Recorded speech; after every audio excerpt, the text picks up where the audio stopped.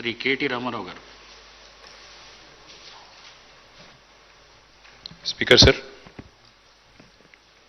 ఈ సభలో సోదరుడు మా సహచరుడు హైదరాబాద్ నగర పార్టీ అధ్యక్షులు గోపీనాథ్ గారికి సంతాప తీర్మానం ప్రవేశపెట్టాల్సి వస్తుందని చెప్పి మేము కలలో కూడా అనుకోలేదు. ఎందుకంటే వారు జీవించున్నంత కాలం కూడా ఎన్నడూ తనకు అనారోగ్యం వచ్చిందని కానీ అది కూడా ఇంత తీవ్రంగా ఉందని కానీ ఎన్నడూ ఎక్కడ కూడా చెప్పుకోలేదు, ఎవరికి కూడా పంచుకోలేదు అధ్యక్ష. వారు ఆ రకంగా చాలా గుంభనంగా తన వ్యక్తిగతమైన సమస్యలు కానీ వ్యక్తిగతమైన ఆరోగ్యపరమైన విషయాలు కానీ చాలా రహస్యంగా, ఒక రకంగా చెప్పాలంటే చాలా ప్రైవేట్గా వారు మెయింటైన్ చేసినారు అధ్యక్ష. కానీ పబ్లిక్ పరంగా మాత్రం, అంటే ఇందాక ముఖ్యమంత్రి గారు అదేవిధంగా శాసనసభ వ్యవహారాల మంత్రి గారు చెప్పినట్టు హైదరాబాద్ మహానగరంలో జుబ్లీహిల్స్ అంటేనే ఒక సంపన్నులు నివసించే ప్రాంతంగా పేరుంది అధ్యక్ష. కానీ జుబ్లీహిల్స్ నియోజకవర్గం పరిస్థితి చూస్తే దానికి పూర్తి భిన్నం అధ్యక్ష. పేరుకి జుబ్లీహిల్స్ నియోజకవర్గం, కానీ అక్కడ ఉండేది మొత్తం కూడా పేద ప్రజలు. ఎందుకంటే పేరుకి జుబ్లీహిల్స్ నియోజకవర్గం అయినప్పటికీ అక్కడ ఉండేది బోరబండ, రెహమత్ నగరు, షేక్పేట, ఎర్రగడ్డ, వెంగళరావు నగరు, ఈ రకంగా మొత్తంగా ఒక బస్తీలు, స్లమ్స్తో కూడిన ఏరియా అధ్యక్ష. హైదరాబాద్లోని హైదర్గూడలో 1963లో ఇక్కడే హైదరాబాద్ మహానగరంలోనే గోపీనాథ్ గారు జన్మించినారు అధ్యక్ష. తర్వాత వారు ఇక్కడే చదువుకుని ఇక్కడే మరి ఉస్మానియాలో డిగ్రీ కూడా చేసి తర్వాత ఎన్టీ రామారావు గారికి వీర అభిమానిగా తెలుగుదేశం పార్టీ స్థాపించిన తర్వాత వారు రాజకీయాల్లో అడుగుపెట్టినారు. నాకు బాగా గుర్తుంది అధ్యక్ష, మేము చిన్నప్పుడు మన ఎమ్మెల్యేలకు ఇచ్చిన క్వార్టర్స్ ఏవైతే ఉన్నాయో బషీర్బాగ్లో, అక్కడ మా కుటుంబం అంతా ఉండేది. పెద్దలు కేసీఆర్ గారు ఆనాడు శాసనసభ్యుడిగా ఉన్నప్పుడు మొట్టమొదటిసారి 85లో న్యూ ఎమ్మెల్యే క్వార్టర్స్లో నివాసం ఉండేది అధ్యక్ష. మేము కూడా అక్కడే ఉండేది. అక్కడ నుంచి బయటకు వచ్చి ప్రస్తుతం ఉన్న సెక్రటేరియట్ ముందుగా ఇప్పుడు ఎక్కడైతే అమరజ్యోతి ఉన్నదో అక్కడ మాకు ఎప్పుడో కటౌట్ కనబడేది అధ్యక్ష. మొట్టమొదటి కటౌట్ బహుశా చాలామంది హైదరాబాద్లో చూసింది అదే అయి ఉంటుంది. ఎన్టీ రామారావు గారి నిలువెత్తు కటౌట్ పెట్టి కృష్ణుడి రూపంలో, రాముడి రూపంలో పెట్టి కింద రాసి ఉండేది అధ్యక్ష, మాగంటి గోపీనాథ్ అని చెప్పి రాసి ఉండేది. ఒక రకంగా చెప్పాలంటే హైదరాబాద్లో ఈ కటౌట్స్ కల్చర్ కానీ, రకంగా చెప్పాలంటే ఆనాడు తెలుగుదేశం పార్టీ అధికారంలో ఉన్నప్పుడు ఈ రకంగా మరి ఒక పర్మనెంట్గా ఒక కటౌట్ తనకంటూ ఏర్పాటు చేసుకున్న నాయకుడు మాగంటి గోపీనాథ్ గారు. వారు చాలా క్రియాశీలంగా ఉండేది అధ్యక్ష రాజకీయాల్లో. చిన్న స్థాయి నుంచి కూడా మరి మొదటి నుంచి కూడా చాలా క్రియాశీలంగా విద్యార్థి దశ నుంచి కూడా రాజకీయాల్లో ఉన్నారు. తెలుగు యువతలో పనిచేశారు.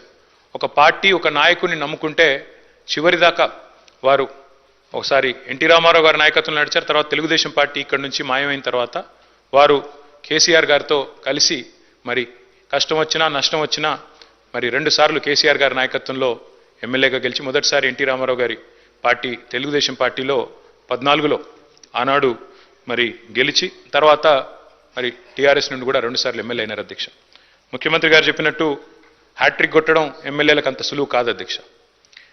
గోపీనాథ్ గారి గురించి ఒక మాట చెప్పాలంటే అధ్యక్ష, వారు చనిపోయిన రోజు నేను హరీష్ రావు గారు ఇద్దరం ఏఐజీ హాస్పిటల్ నుండి బయలుదేరి వాళ్ళ ఇంటి దగ్గరికి వెళ్ళి కొన్ని ఏర్పాట్లు చేద్దామని ముందు పోయినాం అధ్యక్ష. ఆ రోజు నిజంగా ఆశ్చర్యం అనిపించింది మాకు. చెప్తారు అధ్యక్ష, మన హైదరాబాద్లో సామెత చెప్తారు, ఊపర్ షేర్వాణి అందరు పరేషాని అని. అక్కడ పోయిన తర్వాత నేను హరీష్ రావు గారు నిజంగా ఆశ్చర్యానికి లోనేను. గోపీనాథ్ గారు ఉండే ఇల్లు ఒక మాదాపూర్ ప్రాంతంలో చాలా చిన్న ఇల్లు అధ్యక్ష. నాకు తెలిసి 250-300 గజాలు కూడా ఉంటుందో ఉండదో, చాలా చిన్న ఇల్లు. ఎన్నడూ కూడా గోపీనాథ్ గారు మాకు తను ఎప్పుడు కనబడ్డా ఇందాక మరి ప్రభుత్వం నుంచి చెప్పినట్టు ఎప్పుడు కూడా చాలా గుంభనంగా, చాలా ఎప్పుడు కూడా ఎక్కడ కూడా తనకేమైనా ఇబ్బంది ఉన్నా చెప్పేవాడు కాదు అధ్యక్ష. అక్కడ పోయిన చూసిన తర్వాత వాళ్ళ 3 పిల్లలు, అక్షర, దిశిర, వాత్సల్య, 3 పిల్లలు అధ్యక్ష. ఇంకా చిన్న పిల్లలు 20, 21, 22 ఏళ్ళు ఉంటాయి. ఎవరు కూడా ఇంకా పెళ్ళి అవ్వలేదు, సెటిల్ అవ్వలేదు. వాళ్ళని చూసి బాధపడ్డాం. తర్వాత ఆ ఇల్లు చూసి కూడా బాధపడ్డాం, ఇట్లా ఉన్నారా ఈయన ఇన్ని రోజుల్లో. ఎందుకంటే ఎప్పుడు ఏ ఫంక్షన్ వచ్చినా బాగా లావిష్గా ఖర్చు పెట్టేటోడు అధ్యక్ష. ఊపర్ షేర్వాణి అందరు పరేషాన్ ఎందుకన్నా అంటే ఎక్కడ కూడా ఏంటో తెలియనియలే మాకు ఈ కష్టం ఉందని కానీ ఇంకోటని కానీ. తెలంగాణ ప్రభుత్వం ఆనాడు బతుకమ్మ చీరలు అనే కార్యక్రమం మనం 2016-17లో ప్రారంభించినాం అధ్యక్ష. కానీ అంతకంటే ముందే గోపీనాథ్ గారు తన కాన్స్టిట్యున్సీలో బతుకమ్మకి చీర పెట్టే ఒక సంస్కృతిని కూడా తీసుకొచ్చింది గోపీనాథ్ గారు అధ్యక్ష. మనందరం గోపీనాథ్ అని ఇక్కడ పిలుస్తాం కానీ ఆయన మొత్తం కాన్స్టిట్యున్సీలో మాత్రం గోపన్నగానే పిలుచుకుంటారు. ఎక్కడ పోయినా ఏ డివిజన్ పోయినా గోపన్న అని మాట్లాడతారు. ప్రజల్లో నిత్యం మమేకమయ్యే వ్యక్తి అధ్యక్ష. ఒక చిన్న ఎగ్జాంపుల్ నేను మీకు చెప్తాను. రేమత్ నగర్ డివిజన్లో ఎస్పీఆర్ కాలనీ అనుకుంటా, ఎస్పీఆర్ హిల్స్ ఏదో ఉంటుంది అధ్యక్ష అక్కడ పేరు. అక్కడ ఒక 5 ఎకరాల స్థలం ఉండేది అధ్యక్ష, ఒక క్వారీ ఉండేది. ఆ క్వారీ మొత్తం అయిపోయింది, దాని క్వారీ అంతా కూడా ఎక్స్కవేషన్ అయిపోయింది. అక్కడ కబ్జా పెట్టడానికి చుట్టూ బస్తీలు అవి ఉన్నాయి, అక్కడ కొంతమంది కబ్జా పెట్టడానికి ప్రయత్నం చేస్తూ ఉన్నారు లోకల్ వాళ్ళు కొంతమంది. ఎవరు గోపీనాథ్ గారు పట్టుబట్టి ఆనాడు ప్రభుత్వంలో ఉన్న మా అందరిని కూడా తీసుకెళ్ళి ఆ ప్లేస్ చూపెట్టి అక్కడ ఒక మంచి పిల్లలు ఆడుకునే ఒక గ్రౌండ్, అదేవిధంగా అక్కడ కమ్యూనిటీ అంతా గ్యాదర్ అయ్యి చేసుకునే కార్యక్రమాలు చేయాలని చెప్పి పట్టుబట్టి దాన్ని ఒక గ్రౌండ్గా తీర్చిదిద్ది అక్కడ బతుకమ్మ వేడుకలు కానీ, అట్లాగే రంజాన్ అప్పుడు అక్కడ కార్యక్రమాలు చేయడమే కానీ, క్రిస్మస్ వేడుకలు చేయడం కానీ, ఇవన్నీ కూడా చాలా జాగ్రత్తగా చేసేటాడు అధ్యక్ష. దాంతోపాటు అధ్యక్ష వారు మరి బతికినంత కాలం ఒక మాస్ లీడర్గా ప్రజల మధ్యనే ఉంటూ ఎప్పటికప్పుడు డైనమిక్గా తిరుగుతూ అర్ధరాత్రి సమస్య వచ్చినా అపరాత్రి సమస్య వచ్చినా అధికారులను వెంటనే సంప్రదించి పనులు చేసి పెట్టే ఒక మంచి మనస్తత్వం ఉన్న నాయకుడు అధ్యక్ష. మరి గోపీనాథ్ గారి మరణం, ఎందుకంటే మా నగర పార్టీ అధ్యక్షుడు కూడా వారు, దాంతోపాటు కేసీఆర్ గారికి మరి నమ్మిన విధేయుడిగా ఎన్ని ఒత్తిళ్లు వచ్చినా మరి ఒక నమ్మిన విధేయుడిగా మరి పార్టీలో 2 సార్లు గెలిచిన తర్వాత అదే పద్ధతుల్లో కొనసాగారు అధ్యక్ష.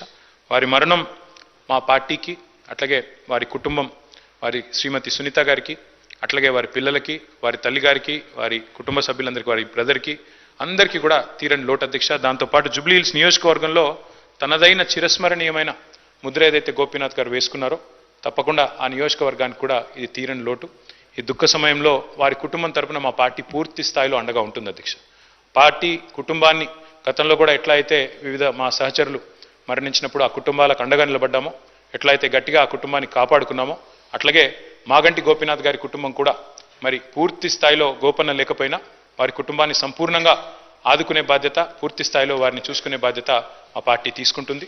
మరి ఈరోజు శాసనసభలో వారి సంతాప తీర్మానంలో ప్రసంగించే అవకాశం రావడం విషయంలో బాధను వ్యక్తం చేస్తూ ఈ శోకాతప్త సమయంలో వారి కుటుంబానికి, అదేవిధంగా వారి అభిమానులకి, అదేవిధంగా కార్యకర్తలకు కూడా వారికి మనోధైర్యం భగవంతుడు ప్రసాదించాలని కోరుకుంటూ